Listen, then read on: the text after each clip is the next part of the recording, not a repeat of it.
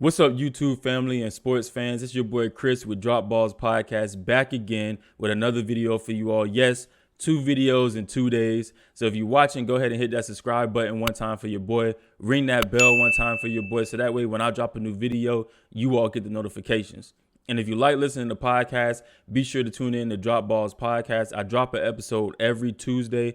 Just dropped one this past Tuesday. So go ahead and check it out. Tune in. It is available on every major podcast platform: Spotify, Apple Podcasts, Google Podcasts, Amazon Music, and Amazon Audible. I will put the links down in the description. And if you're listening on Apple Podcasts, be sure to leave your boy that 5-star rating. So today, my work laptop isn't working, so I'm doing some other work in my arena, the sports arena. And so today I'm going to talk to you all about the signing of Aldon Smith to the Seattle Seahawks. Yesterday, it was reported by Adam Scheffler that Seattle and Aldon Smith, they were visiting and, potentially coming out with a deal. This morning, news broke that Aldon Smith and the Seattle Seahawks have reached an agreement and he would be signing with the team. So Seattle has been making some quiet moves this offseason, especially in free agency and some with the trades. It started off slow. It started off very slow for the Seattle Seahawks because they didn't really have any money. They didn't have much draft capital. And, it just started off very slow. But then the whole Russell Wilson stuff happened, and Russ came out and was saying he needs to be protected. He's not being protected enough and everything. And Seattle responded by signing Ahkello Witherspoon, a cornerback from the 49ers, and Hyder from the 49ers. Now, which he's a defensive end. But then they went ahead and made a trade for Gabe Jackson, offensive guard from the Las Vegas Raiders, to try to help shore up that offensive line for Russell Wilson and get him some much needed help on that offensive line.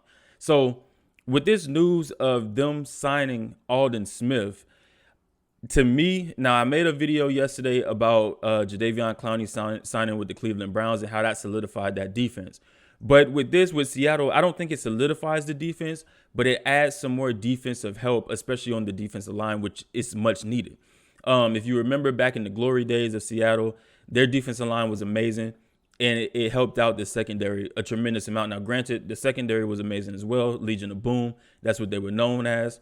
But that front seven was just absolutely crazy.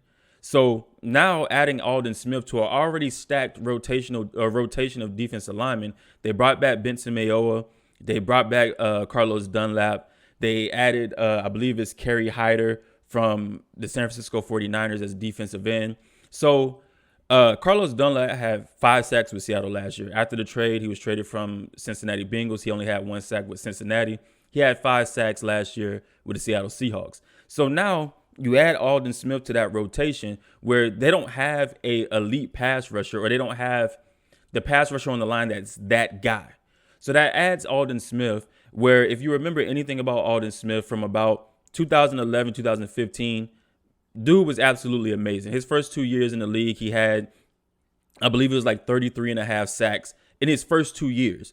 The first year he had 14, second year he had 19 and a half. So dude was absolutely amazing. He was touted as probably one of the best pass rushers in the league at that time. Then some legal troubles and some off the field issues pretty much plagued his career, and it landed him out of the league for like the past 4 years. So from 2016 to 2019, he wasn't playing football, at least not in the NFL. I don't know what he was doing with his personal life, but he wasn't playing in the NFL. He made his debut last year with the Dallas Cowboys in 2020. And his first game with the Dallas Cowboys, bruh had like 11 tackles, 1 sack, and, he balled. As the year progressed, he kind of slowed down. But I kind of attribute that. I mean, he had 3 sacks last year. He had 5 sacks last year for the Dallas Cowboys. So he didn't have a bad year, especially as his first year back in the league. But he had 5 sacks. He had 50 quarterback pressures. He had 14 QB hits. He had 2 fumble recoveries. One was returned for a touchdown, and he had like 78 yards off of those fumble recoveries. So he didn't have a slouchy year last year. Now, he slowed down in the second half of the year, but I attribute that to no offseason workouts, no preseason, and being out of the league for 4 years. So what Seattle gets in a player is a player that he seems to be hungry.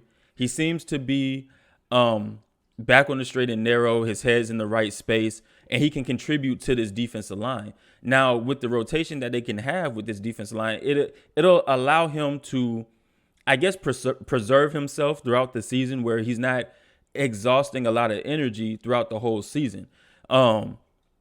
With Dallas, we know we saw what Dallas was last year. I don't even want to bash Dallas, but we saw what Dallas was last year, and they really weren't that good. Aldon Smith was probably one of the bright spots on that defensive side of the ball.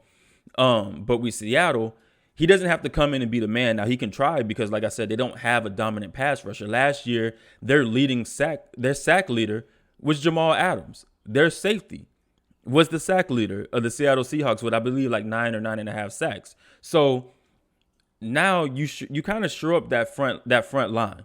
You shore up that front line. Aldon Smith is going to do tremendous in the run game, and he's going to do tremendous in the pass game, but while getting back to the quarterback, creating pressure. And then you got Carlos Dunlap coming off the other side. You got Benson Mayoa coming in as well. So I think this helps Seattle's defense a lot, and a lot to step in the right direction. Now, last year Seattle's defense was terrible through the first half of the season. Second half of the season, we saw them come to life and saw them actually keep the team in games and get some stops. The first half of the season, the defense just looked like it was just out there to put bodies out there. There was, they couldn't stop anybody. Like I said, they were just out there to put bodies out there. But now we have a direction of the defense where we can see where this defense is going. And to me, it looks like it's trying to get back to those Legion of Boom days. Now, Seattle only has 3 draft picks in this year's draft. They have a 2nd rounder, they have a 4th rounder, and a 7th rounder. And so now they can address some other issues where they don't have to go defensive line. Now, Aldon Smith is 31. So you'll probably get a good 4 or 5 more years out of him, just depending on his shape and his ability, if he can keep up the ability. But you'll get a good 4 or 5 years out of him, and that's if they decide to re-sign him. But with this draft and the draft pick, Seattle can address a lot of other different things, like the cornerback position. They only added Ahkello Witherspoon. They don't really have another number 2 corner or a number 1 corner in that fact. You let Quentin Dunbar go, which he wasn't really that great last year for Seattle. Shaq Griffin, he went over to the Jacksonville Jaguars, where, I guess he got paid. He got his money, and he can go be the number 1 corner for the Jacksonville Jaguars and get burnt over there. But Seattle can address a lot of different things in this draft. Now, if Caleb Farley ends up falling to the 2nd round, which he might just because of the back surgery, he's the prototypical corner that Pete Carroll likes. 6'2", 6'3" corner, amazing speed, played in zone defense with the Virginia Tech Hokies, played in a lot of zone with the Hokies. And if you know anything about Pete Carroll, he loves running that cover 3, the deep thirds. So that might be a pick for them in the 2nd round if he falls that far, which he may, like I said, because J.C. Horn and Pat Surtain, they're most definitely going in the 1st round. They have to. Those are 2 of the best corners in the draft. Caleb Farley, he's more of a project because he didn't play corner a lot in his career. I think he was only 1 year with Virginia Tech. 1 or 2 years he played corner.